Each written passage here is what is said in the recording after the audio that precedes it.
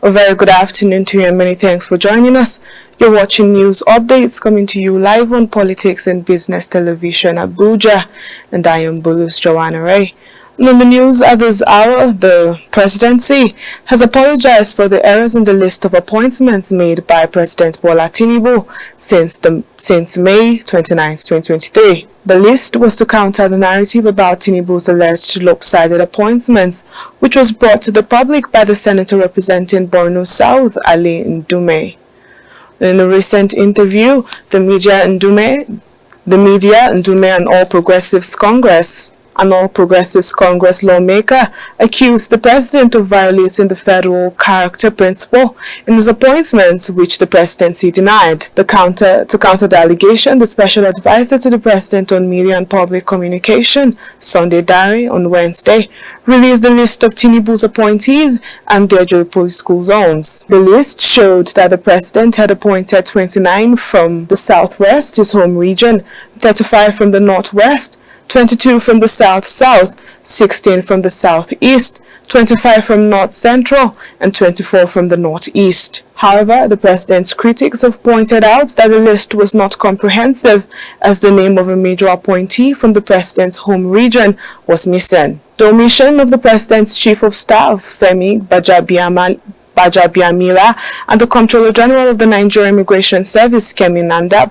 among others from the list, further strengthened the regional imbalance narrative against Tinubu's administration, as the list clearly showed that the Southeast is underrepresented in the government.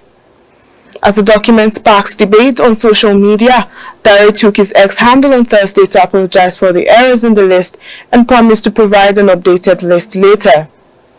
However, the presidential spokesperson did not explain why Bajabiamila's name was omitted from the list. Meanwhile, members of the Nigeria Labour Congress on Thursday picketed the office building of the Federal Ministry of Mines and Steel Development in Abuja. The Labour Union shut down the ministry for failing to obey a court judgment ordering the reinstatement of a staff member, Comrade Victor Ekpaha, who was said to have been unlawfully sacked 20 years ago.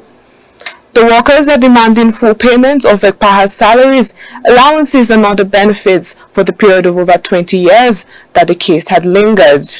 In the meantime, the management of the custodial center, Imo State, has issued a disclaimer on the trending news online saying there is no attack, no escape of inmates in the prison.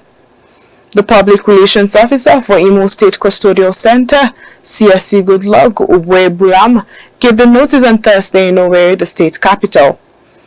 Netizens woke up to a report trending on Facebook that there had been a break-in at the Owerri Custodial Center by alleged Fulani headsmen. Bulam assured that the inmates and center were safe and that the news was fake. On business matters, the Dangote refinery had informed marketers and its customers of a downward review of its ex-gantry loading cost to 865 per litre. The new price is a reduction of 15 naira from 880 naira per litre sold by the facility on Wednesday. The refinery informed its customers in a notice sent out on Thursday morning.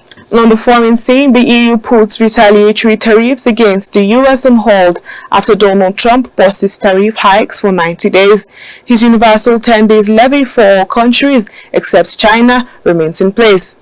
As those, the 25% rate for all aluminium, steel and cars entering the US. The trade war between Beijing and Washington deepens as Trump imposes 125% tariffs on Chinese goods and China retaliates with 84% levies. Well, that'll be all for now. Thanks for joining us. I am Bulus Joanna Ray. Do have a lovely day. Bye. Well done.